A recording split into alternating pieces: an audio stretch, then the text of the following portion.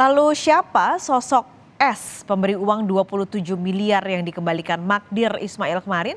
Kita langsung sapa jurnalis Kompas TV Tifal Solesa di Kejaksaan Agung Jakarta. Tifal, usai kemarin mengembalikan uang 27 miliar, kantor pengacara Magdir Ismail ini digeledah Kejagung. Nah, adakah titik terang soal siapa sebenarnya sosok S yang disebut sebagai pemberi uang? Rasa-rasanya kita harus bersabar lagi nih, Paskalis, sehubungan dengan siapa sosok S sang pemberi uang dengan pecahan dolar Amerika Serikat, persisnya pecahan 100 dolar Amerika Serikat dengan nilai setara 27 miliar rupiah. Total pemberian uang dari Magdir kepada Kejaksaan Agung dengan nilai 1,8 juta dolar Amerika Serikat. Ini S ini dari mana pihaknya, kemudian aliran dana itu datang dari mana, ini juga terakhir kali dikonfirmasi kepada Kejaksaan Agung, masih coba dikonfirmasi, masih coba didalami untuk kemudian ditemukan apa benang merahnya, apa kaitannya dengan kasus yang menjerat klien Magdir Ismail, dalam hal ini Irwan Hermawan, yang menjadi terdakwa dalam kasus korupsi proyek BTS 4G Kominfo, sekaligus ia juga dijerat dengan tindak pidana pencucian uang atau TPPU.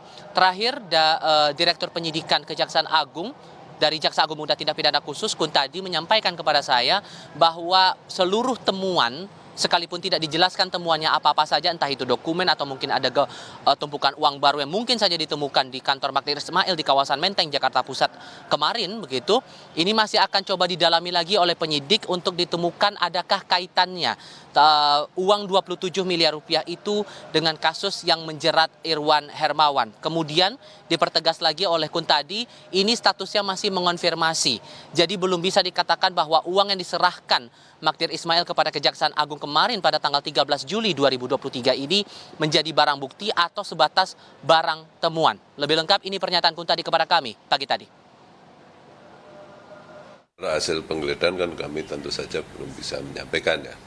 Tapi yang jelas apapun yang kami temukan di lapangan pasti akan kami cocokkan dengan hasil pemeriksaan saudara Magdir dan Andika untuk kita upayakan untuk kita kembangkan. Ya. Penggeledahan itu berlangsung kapan, Pak? Kemarin?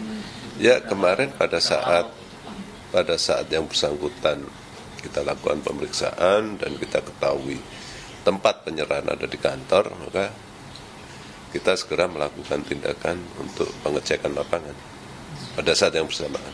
Oke. Ya.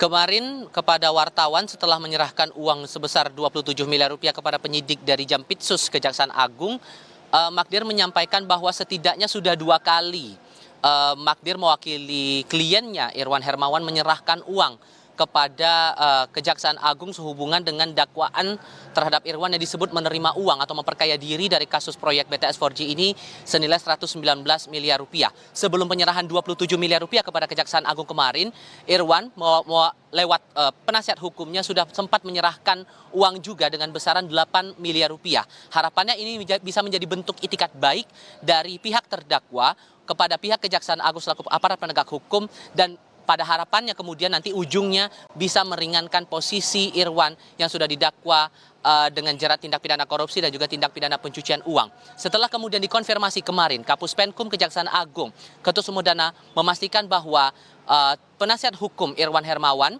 ini baru 1 kali menghadap ke Kejaksaan Agung dan baru 1 kali pula menyerahkan uang kepada pihak Jampitsus atau dalam hal ini dari tim penyidik Kejaksaan Agung sehubungan dengan kasus korupsi BTS 4G dari program bakti Kementerian Komunikasi dan Informatika ID. Paskalis.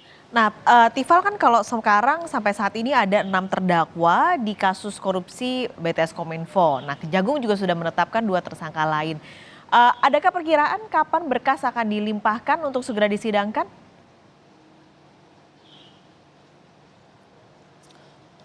Kuntadi menerangkan bahwa sejauh ini untuk berkas 2 tersangka lain dalam kasus serupa, yakni Windy Purnama dan Muhammad Yusrizki, ini masih dalam proses pendalaman atau analisis dari jaksa peneliti.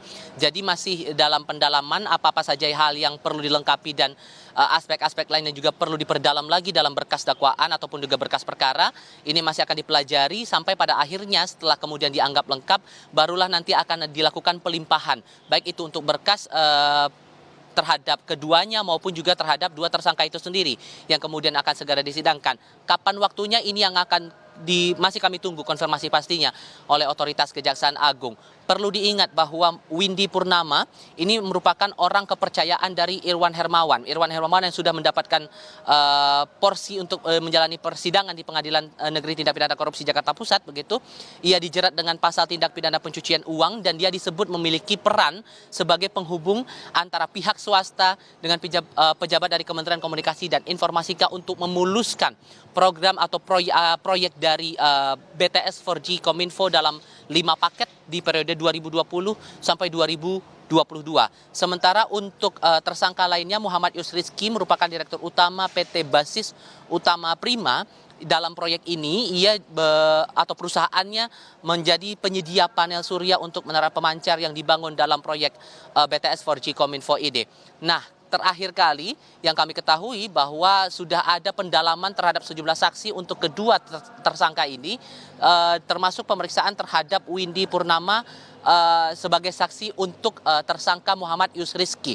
Kemudian ada pihak-pihak swasta lain yang juga ikut diperiksa sebagai saksi dalam kasus ini, mulai dari karyawan dari PT Gratindo Dwi Makmur, kemudian staf PT SEI, Direktur PT Fiber Home Technologies Indonesia, dan juga kemarin Magdir Ismail juga diperiksa untuk bisa mendalami lagi kasus ini berhubungan langsung dengan proyek BTS 4G Kominfo. Setidaknya baru sebatas itu untuk hari ini. Apakah ada pemeriksaan lanjutan terhadap saksi lain? Kami masih menunggu konfirmasi dari otoritas Jampitsus maupun juga dari Pusat Penerangan Hukum Kejaksaan Agung.